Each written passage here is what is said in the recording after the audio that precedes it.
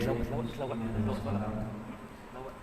sudah memulai malam Muhammad Rasul Sallallahu Alaihi Wasallam selama kita terus semarakkan cinta Rasul Sallallahu Alaihi Wasallam dengan pagi ini juga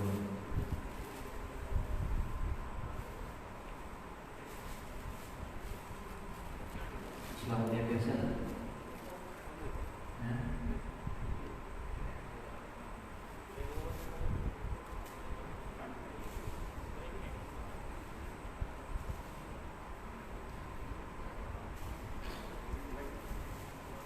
Selamat yang bukan biasa semalam ini.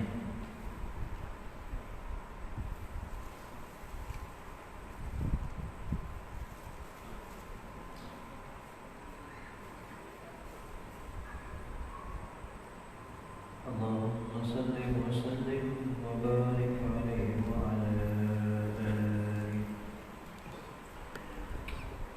sallallahu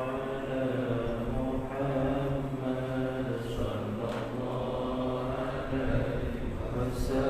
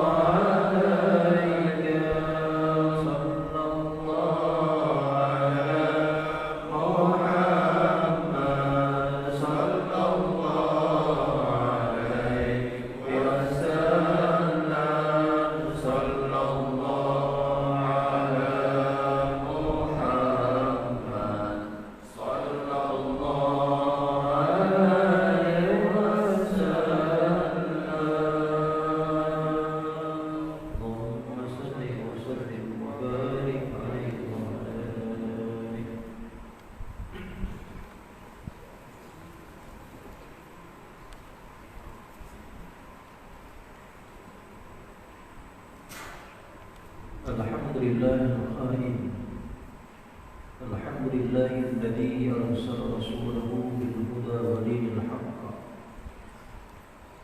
ليظهره على الدين كله ولو كره الكافرون.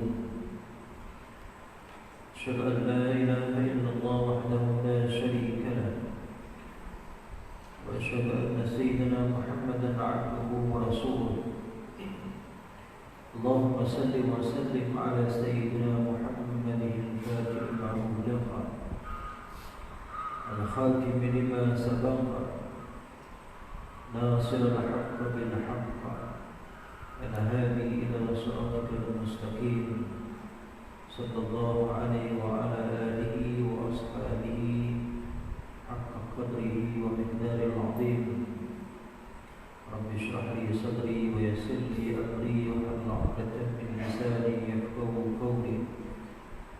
اللهم ذكرنا منهما نسينا وعلمنا منهما جهلنا وارزقنا تلاوته آناء الليل وأطراف النهار واجعله لنا حجة يا رب العالمين. اللهم زدنا علما وارزقنا فهما. اللهم إنا نعوذ بك من البرص والجنوم والجذام ومن سيء الأسقام. أما بعد. Assalamualaikum warahmatullahi wabarakatuh. Yang dimuliakan Tuan Pengusi Masjid, Sahibul Fadilah, Tuan Imam, Tuan Kuasa Masjid Kampung Paya, Muslimin dan Musliman, tuan-tuan dan puan-puan yang dirahmati Allah Ta'ala sekalian. Alhamdulillahi Rabbil Alamin, thumma alhamdulillah. Sama-sama kita rafa'kan kesyukuran kita kepada Allah Subhanahu wa Ta'ala dengan setinggi-tinggi kesyukuran kepadanya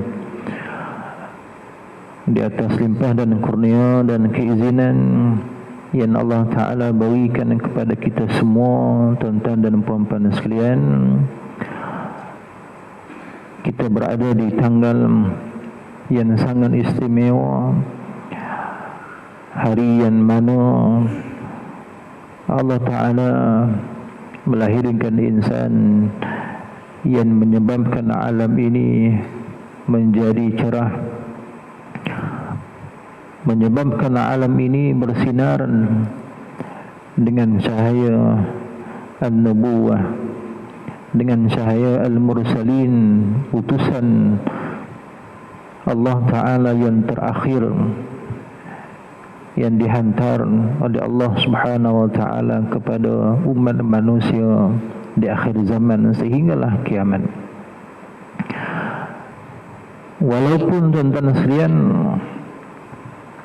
impian kita untuk bersama dengan Nabi, walaupun impian kita masih lagi tertangguh untuk bersalam dengan baginda sallallahu alaihi wasallam, impian kita semua untuk merasa kehangatan jasad dan tubuh baginda sallallahu alaihi wasallam, masih Allah Ta'ala tidak izinkan kita. Tetapi insan ini terus merindui insan yang agung ini, terus mendambakan umatnya untuk bersama-sama dengan baginda sallallahu alaihi wasallam. Bayangkan tuan-tuan sekalian, dalam keadaan seluruh alam yang begitu gembira dengan kelahiran Nabi sallallahu alaihi wasallam, ada juga makhluk yang merasa teramat kecewa dengan kelahiran Nabi sallallahu alaihi wasallam. Di antara makhluk yang paling kecewa dan satu-satunya yang paling duka cita dengan asbab lahirnya Nabi sallallahu alaihi wasallam ialah Iblis la'natullah. Iblis, setelah mana Allah Ta'ala menciptakan Nabi Adam alaihissalam, dan berlakulah apa yang tuan-tuan ma'ruf. Akhirnya iblis membuat suatu rayuan kepada Allah Ta'ala supaya dipertimbangkan untuk mereka ini diberikan umur sehingga hari kiamat. Ternyata ego dan kesombongan iblis ini dizahirkan lagi dalam surah rayuannya, yang mana alasan yang dinyatakan oleh iblis dalam permohonan rayuan tersebut adalah untuk menyelesaikan seluruh manusia anak cucu Abi Adam alaihissalam. Setelah Allah Ta'ala memperkenankan sambungan dan juga permohonan diluluskan, sepatutnya kalau permohonan kita diluluskan, kita makin sujud kepada yang memberikan kelulusan itu. Tetapi iblis dengan kesombongan dia, dengan keegoan dia, aba wastakbara wa kana minal kafirin, sombongnya dia terus menyatakan, kenapa aku ini nak umur yang lama, nak umur sehingga hari kiamat, tidak lain dan tidak bukan semata-mata untuk memastikan tidak ada manusia yang akan mendapatkan cahaya rahman, petunjuk daripada Allah Ta'ala. Tiba-tiba rupa-rupanya Allah Ta'ala akan mengutuskan seorang Nabi, seorang Rasul yang terakhir, yang mana Rasul ini bukan hanya terhenti setelah baginda sallallahu alaihi wasallam wafat, tetapi daripada lahirnya Nabi, bahkan sebelum lahirnya Nabi sallallahu alaihi wasallam, sehinggalah berlakunya kematian, bahkan sehingga berlakunya kematian kita, sehinggalah berlakunya kebangkitan di padang mahsyar, dan seterusnya sehinggalah yaumul akhirah. Insan ini masih lagi tentang berkhidmat kepada kita. Insan ini masih lagi memberikan sumbangan untuk memastikan umatnya seluruhnya merasai kenikmatan, dan akhirnya Nabi sallallahu alaihi wasallam ingin memastikan kita semua tuan-tuan sekalian, walaupun Nabi tak pernah bertemu dengan kita, walaupun kita sendiri tuan-tuan tidak pernah melihat wajah baginda sallallahu alaihi wasallam, walaupun kita sendiri seorang pun belum lagi Allah izinkan untuk bersalam dengan Nabi sallallahu alaihi wasallam, tetapi Allah pastikan kekasih dia ini terus memberikan, Masya Allah, pengorbanan yang sangat luar biasa, yang sangat agung, untuk membawa seluruh umatnya masuk di kalangan hamba-hamba yang Allah Ta'ala redha. Dan seterusnya, insan inilah yang akan menunggu kita, yang akan pastikan kita semua tuan-tuan dan puan-puan sekalian berada di surga Allah Subhanahu wa Ta'ala. Pengorbanan Nabi sallallahu alaihi wasallam yang sangat agung ini menyebabkan tuan-tuan kita tak dapat nak lari. Bila sampai Maulid Nabi, bila sampai kelahiran baginda sallallahu alaihi wasallam, maka menjadi kewajiban kepada kita paling tidak memperbesarkan dan mengingati, walaupun dalam keadaan tahun ini agak terhan, tapi terus menerus kita menghidupkan hari kelahiran baginda sallallahu alaihi wasallam, supaya nanti apa yang Nabi nak beri kepada kita, tuan-tuan, kita yang ada pada pagi ini akan tersenarai dalam golongan-golongan yang akan dipilih untuk bersama dengan baginda sallallahu alaihi wasallam. Kalau insan ataupun makhluk yang lain sangat berbahagia dengan kelahiran Nabi sallallahu alaihi wasallam, manakala kita tidak, tuan-tuan, sebagai manusia yang sangat mendambakan Nabi, yang kita sebut dalam satu qasidah yang mana seluruh alam merasai gembira, termasuk burungnya, termasuk haiwannya. Qasidah ini biasa tuan-tuan dengar dan saya pun pernah sebut sebelum ini. Rahatil atyaru tasdu fi layalil maulidi wa barikun nur yabdu mimani ahmadi. Rahatil atyaru tasdu fi layalil maulidi wa barikun nur yabdu mimani ahmadi wa barikun nur yabdu mimani ahmadi fi layalil maulidi. Warhatil atyaru tasdud.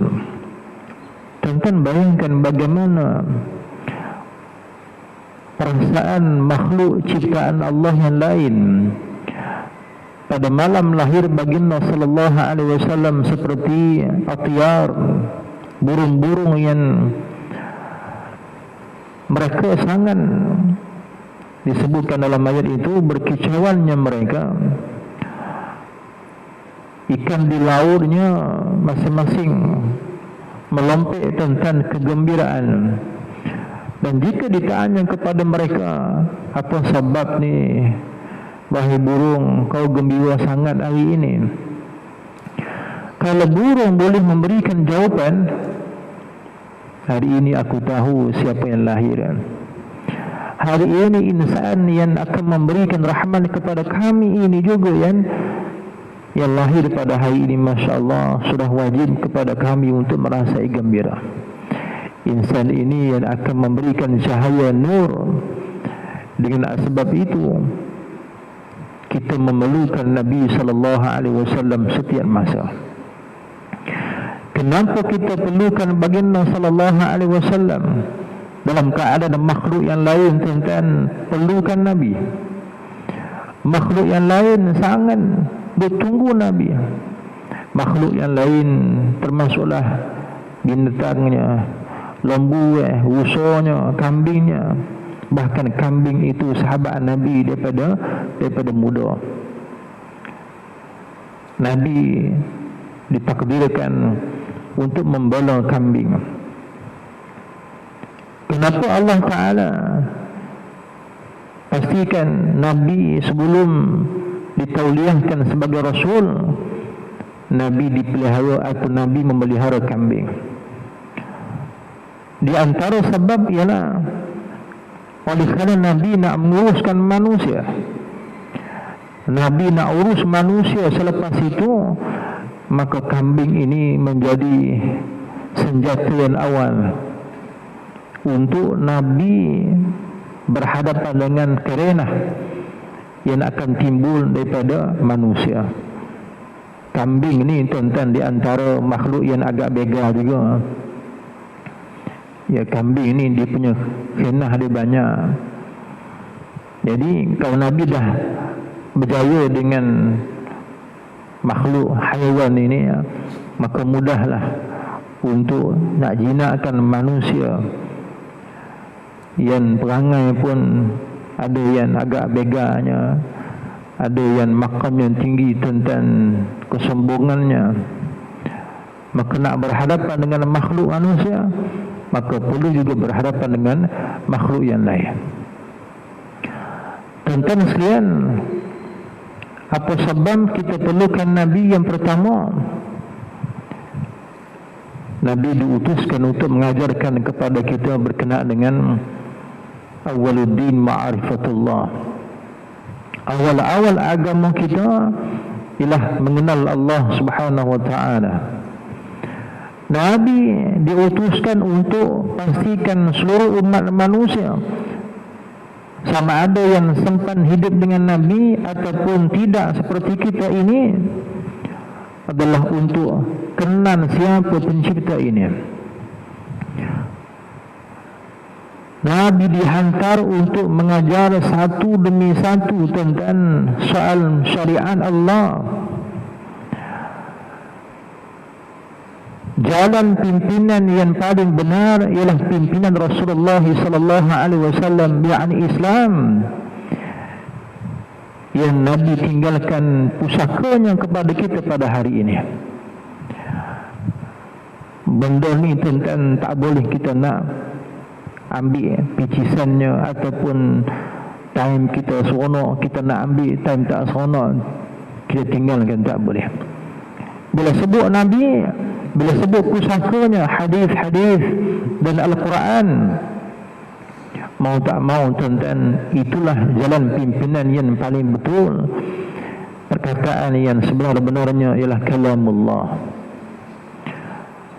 Allah Ta'ala utuskan Nabi itu untuk diajar kita kenal Allah. Satu demi satu hukumnya tuan-tuan, daripada yang kecil sampailah yang paling besar. Kalau Allah Ta'ala tidak hantar Nabi, mungkin kita tuan-tuan tidak mengenal Allah Subhanahu wa ta'ala. Mungkin kita tidak akan kenal agama Islam. Bahkan mungkin kita tidak akan beriman dengan Allah. Sumbangan yang besar ini oleh baginda sallallahu alaihi wasallam yang mengajak manusia supaya kenal Allah. Masya Allah tuan-tuan sekalian, itulah yang paling tinggi, yang hari ini kita perlu bersyukur. Dengan sebab iman, Islam, ihsan yang dibawa oleh baginda sallallahu alaihi wasallam ini menyebabkan kita dikasihi, diberikan rahman oleh Allah Ta'ala dalam kehidupan yang ada ini. Yang kedua, kenapa kita perlukan Nabi sallallahu alaihi wasallam? Selain daripada akidah ini kena betul, akidah yang kita anuti, pegangan dasar perjalanan hidup kita hari ini tuan-tuan mesti betul. Kenal Allah itu dalam ilmu akidah, ilmu tauhidnya. Maka ilmu tauhid, Masya Allah, saya ingat di sini kita ada kuliah akidahnya ataupun kitab tauhidnya. Dengan kita mengenal Allah Ta'ala, kenal akidahnya, maka perjalanan hidup kita daripada muda, daripada taklif, balik sampai kita mati tuan-tuan, insya-Allah dipandu oleh Allah. Sebab itu sahajalah jalan yang kita mesti, yang kita nak lalui, supaya tuan-tuan bila kita mati, bila Allah Ta'ala ambil kita dalam keadaan yang kita ini berada di sisi Allah Subhanahu wa Ta'ala, kita berada di sisi Nabi sallallahu alaihi wasallam. Ayat yang saya baca sebelum ini, dalam halaqah sebelum ini, ya ayyatuhan nafsul mutmainnah, ini kita nak tempatkan diri kita dalam golongan yang digelar, yang dipanggil, disuruh oleh Allah. Meh sini, kamu golongan mutmainnah, irji'i ila rabbiki radiyatan mardiyah. Kita nak sampai di situ tuan-tuan sekalian. Dan Nabi itulah misinya. Misi Rasulullah sallallahu alaihi wasallam nak bawa kita semua ini supaya irji'i ila rabbiki radiyatan mardiyah fadkhuli fi ibadi. Setelah kita raba kepada Allah Ta'ala, Allah raba kepada kita, barulah dia akan jemput kita masuk dalam kumpulan dia. Allah Ta'ala akan mempersilakan ahlan Syekh Meh kalian sudah aku redha, kalian sudah menjadi umat Nabi sallallahu alaihi wasallam. Nabi Muhammad sallallahu alaihi wasallam sudah meradai, sudah merahmati. Di sini tuan-tuan dia punya persoalannya nanti. Kalau kita tidak mengenal Allah Ta'ala, tidak mengenal hukumnya, yang mana kita tak kenal Nabi, tak kenal akidah yang dibawa oleh Nabi sallallahu alaihi wasallam, sudah pastilah jalan yang akan kita lalui ini jalan yang sesat. Maka kita perlukan Nabi untuk bantu kita. Perlukan Nabi untuk kenal akidahnya, untuk kenal hukum Allah Ta'ala. Hari ini ramai tuan-tuan orang tak kenal hukum Allah. Bahkan orang tak kenal Nabi itu pun orang tak kenal. Masih ada manusia yang juga umatnya walaupun kafir melakukan penghinaan kepada baginda sallallahu alaihi wasallam. Dia rasa dengan dia buat lagu tu tuan-tuan, dia boleh rasa dunia ni macam dia punya. Dia ingat Nabi Muhammad ini siapa. Kalau mereka boleh hina Nabi, yang mana kita ini tuan-tuan sekalian sebagai umatnya, takkanlah kita nak duduk, tak apalah, biar api dia lah, dia hina. Dia hina Nabi, bukan hina aku. Tuan-tuan, Allah dah sebut, siapa yang menghina Rasulullah sallallahu alaihi wasallam, siapa yang hina aku, Allah kata memang aku laknat dia sampai hari kiamat. Yaumul akhirah, inilah yang akan menjadi musuh aku di akhirat nanti. Kalau manusia itu menghina kekasih aku, Allah Ta'ala tuan-tuan tidak akan duduk diam. Kalau tuan-tuan masih ingat saat Abu Lahab mencelakakan Nabi sallallahu alaihi wasallam, tabbat sila ya Muhammad, maka Allah Ta'ala terus membalas kecelakaan itu dengan tabbat yada Abi Lahab. Marahnya Allah Ta'ala kepada mereka yang menghina kekasih dia. Marahnya Allah saat kekasih dia dihina, dipelekeh. Tabbat yada Abi Lahab wa tabb. Allah jawab tuan-tuan dalam kalam dia menggunakan qalqalah akbar. Tabbat yada Abi Lahab wa tabb. Kalau ayat itu biasa, kalau kemurkaan Allah itu biasa, digunakan qalqalah yang biasa, qalqalah kubra sebagai contoh. Tabbat yada Abi Lahab wa tabb. Kan? Ada orang baca macam tu, tapi tak betul lah. Dan dalam bab Quran ini, tuan-tuan sudah ada kelas tajwidnya belajar. Kan? Bila bab ilmu Quran, dia mesti berkait dengan bacaan yang tepat, yang betul. Maka dalam ayat tabbat yada ini Allah letakkan hukum ataupun ayatnya dengan kalimah wa tabb, dua kali ganda, daripada kubra kepada akbar. Kalau kubranya wa tabb, macam kita biasa baca tuan-tuan, macam betul juga wa tabb, ya, tapi ayatnya wa tabb, ya, tabbat yada Abi Lahab wa tabb, wa tabb. Kalau wa tabb itu kalau kubra, kubranya besar dah. Kubra Allahu Akbar lagi besar, Allah Maha Besar. Tadi tu bila hafiz kita Allahu Akbar, Allahu Akbar, Bilal itu menggunakan kalimah akbar, menunjukkan Allah itu Maha Besar.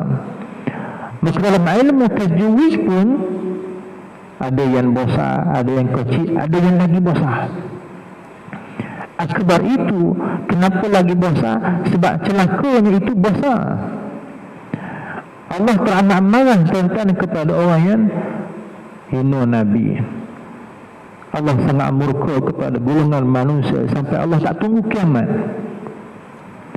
Allah tak tunggu hari kiamat untuk aku ni balas tuih kepada orang yang mencelakai kekasih aku. Jadi kalau kita tentang hari ini bertemu dengan golongan manusia yang menghina kekasih kita ini, buah hati kita, pastikan kita termasuk dalam senarai golongan yang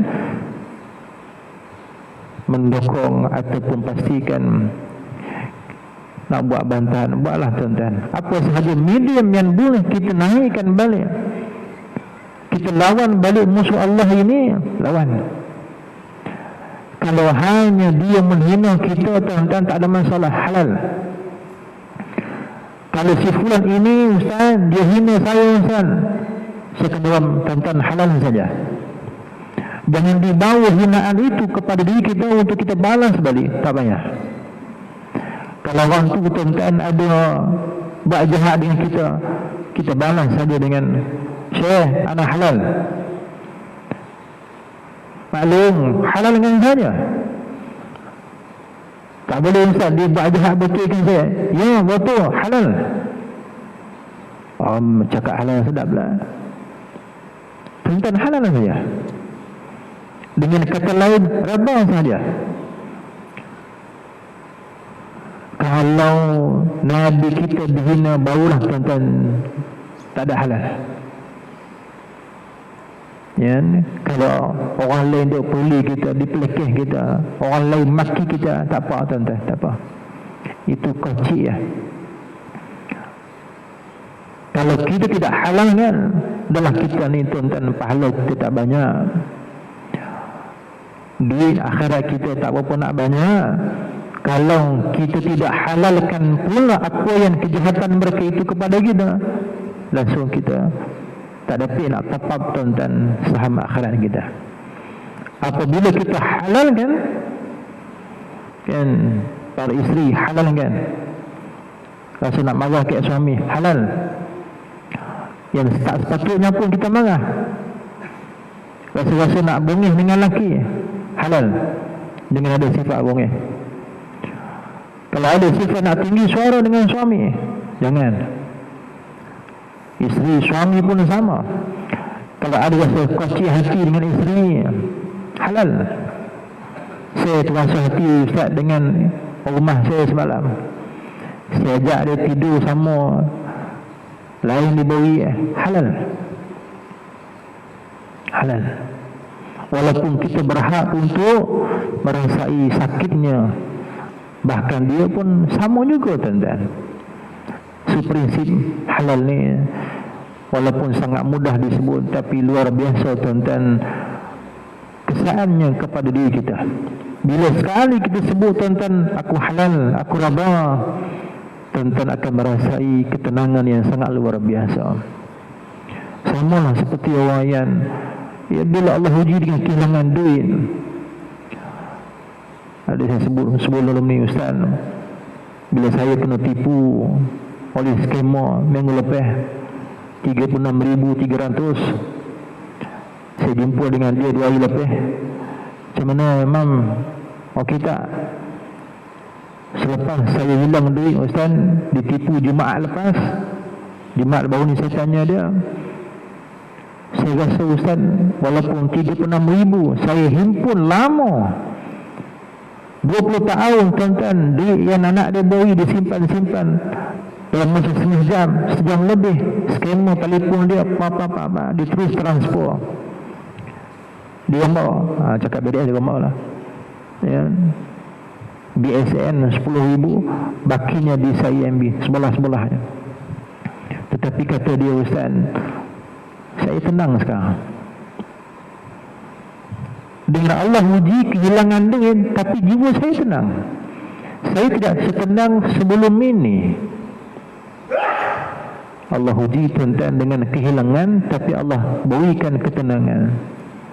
Tak apa ustaz, saya rabah.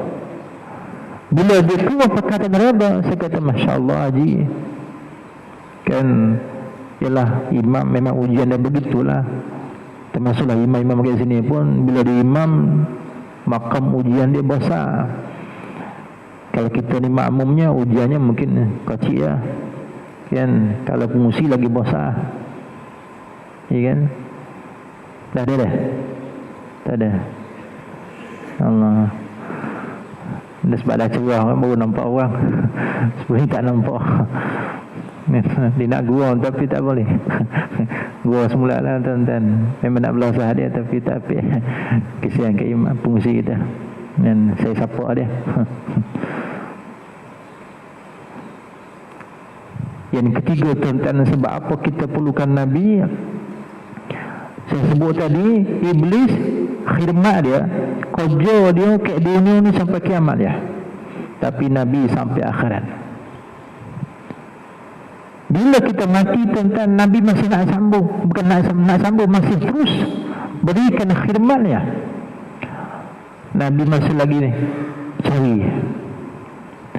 Daripada kita duduk seorang tuan-tuan alam kubur, syafaat siapa yang kita dapat? Bangkit di padang mahsyar pun masih orang yang sama yang akan bantu kita. Sampailah wajaa rabbuka wal malaku saffa saffa. Setelah mana tuan-tuan datangnya Allah Ta'ala di hadapan dan disambut oleh malaikat yang saffan saffa, berbaris-baris menunggu. Mereka berdiri menyambut ketiban Allah. Sampai di situ tuan-tuan, Nabi akan bawa kita bahkan sampai ke pintu syurga. Nabi yang last masuk syurga. Padahal Nabi yang pertama. Nabi dulu masuk ke syurga, tapi Nabi tuan-tuan korban. Nabi nak pastikan semua umat dia masuk.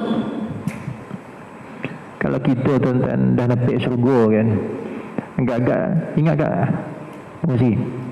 Kalau fungsi masuk dululah dalam rumah yang hebat, agak-agak tinggal tak saya?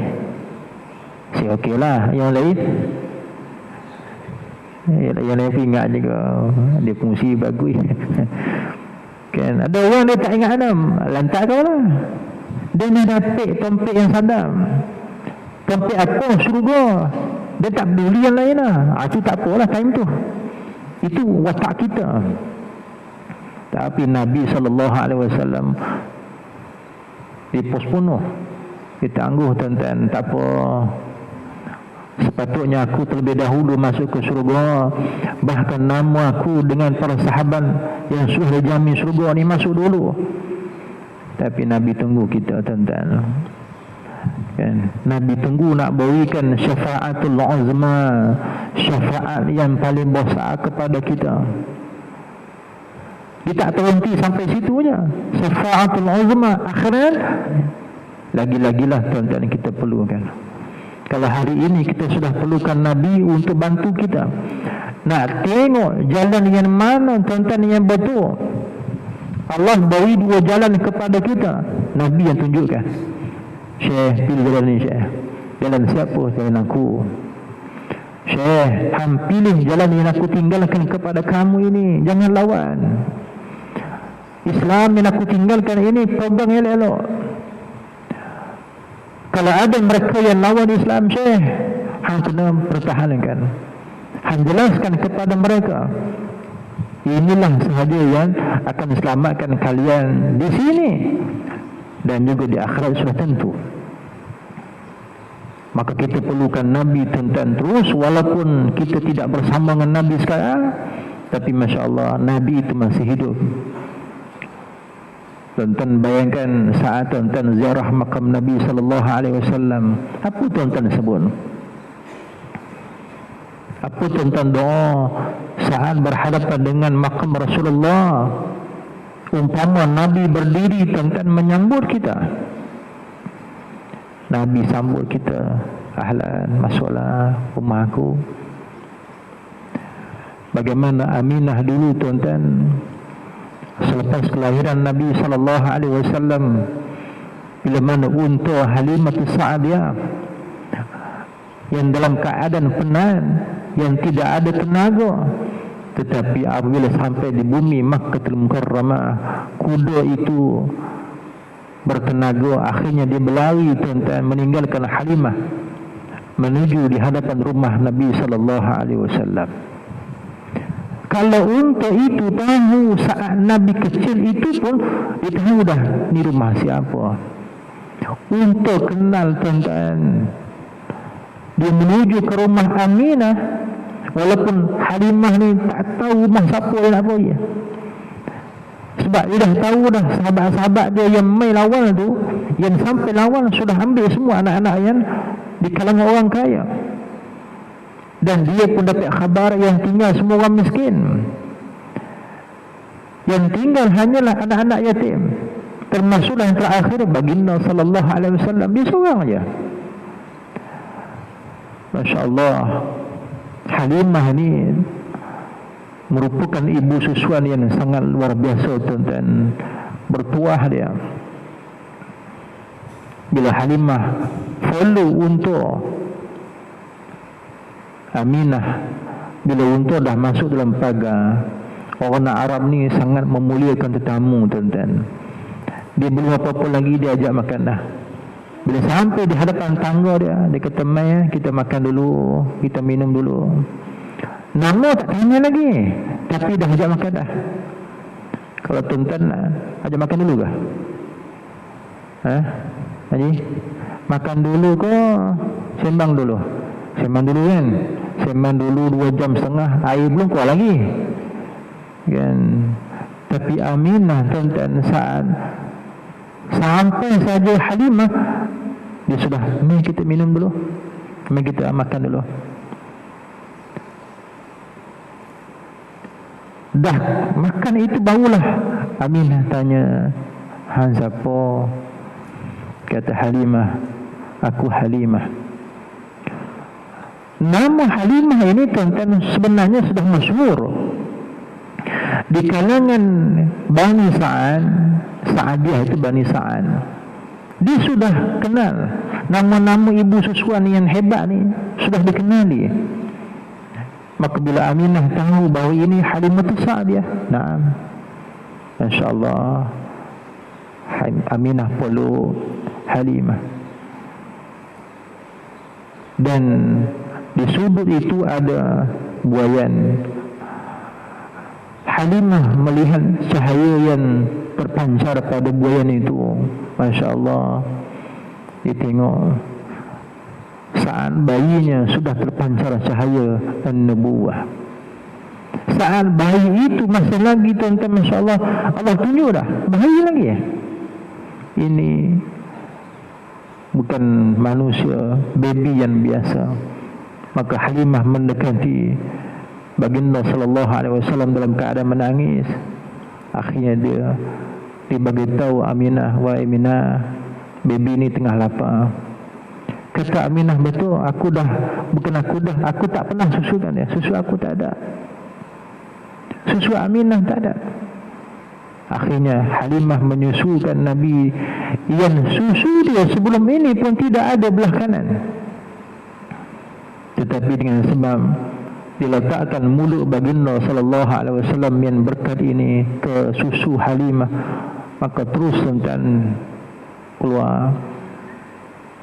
Kata Aminah, kata Halimah, "Sebenarnya aku dah lama tak menyusukan belah kanan. Susu aku tak ada. Tetapi dengan sebab bayi ini menyusukan aku, Masya Allah, dia sudah merasai rahmatnya." Bayangkan tuan-tuan, Halimah sudah bersentuhan tubuhnya dengan Nabi sallallahu alaihi wasallam. Ya, Halimah sudah merasai rahmatnya batang tubuh Nabi. Halimah sudah merasai betapa, Masya Allah, orang yang paling agung sudah menyusuinya. Orang yang paling agung selepas Allah Ta'ala ialah orang yang sudah diberikannya itu daripada darahnya. Orang yang Allah Ta'ala takdirkan sebagai insan yang terakhir, yang paling agung, sudah mempunyai pertalian dengannya sebagai anak susuan. Betapa gembiranya Halimah tuan-tuan, Masya Allah. dan itu belum lagi kita rasai. Saat itu untuk bertemu, menatap, bersalam, berpeluk, merasai jasad baginda belum lagi. Allah belum izinkan lagi kepada kita. Tapi insan-insan ini Masya Allah sudah Allah izinkan. Jadi tuan-tuan, sehingga hari kiamat kita perlukan Nabi. Sampailah kita betul-betul berdiri di hadapan Nabi sallallahu alaihi wasallam. Sampailah Nabi pimpin kita. Nabi, jom follow saya. Kita bertemu dengan Allah Subhanahu wa taala. Itulah last kita tuan-tuan untuk kehidupan yang hakiki. Selagi tak sampai ke situ, belum berjaya lagi. Belum berjaya lagi kita sebagai hamba dia. Jadi tuan-tuan sekalian, daripada semalam qudwah hasanah, ya, Nabi itu merupakan qudwah hasanah, contoh role model yang terbaik. Seluruh aspek akhlaknya, kehidupan Nabi, semua daripada Nabi. Karena khuluquhul Quran. Dan pagi ni kita sambung sikit tuan-tuan, kenapa kita perlukan Nabi. Tuan-tuan teruskan pembacaan sirah, teruskan menhayati selawat-selawat. Apa dia sahaja selawat yang ada pada hari ini tuan-tuan, amati bersama, alunkan bersama, supaya ianya menjadi semangat kepada kita bertambahnya hubbun Nabi sallallahu alaihi wasallam insya-Allah. Jadi saya mohon maaf kalau ada terkurang. Niat saya tidak lain tidak bukan untuk kita menghidupkan perasaan cinta, perasaan kasih kepada Nabi, dan insya-Allah akhirnya Nabi yang sudah teramat rindu kepada kita akan bersama-sama dengan kita nanti insya-Allah. Hada wabillahi taufiq. Sallallahu ala sayyidina Muhammad wa ala alihi wa ashabi ajma'in. Allahumma salli salatan wa sallim salamatan ala sayyidina Muhammadin illah tanhalu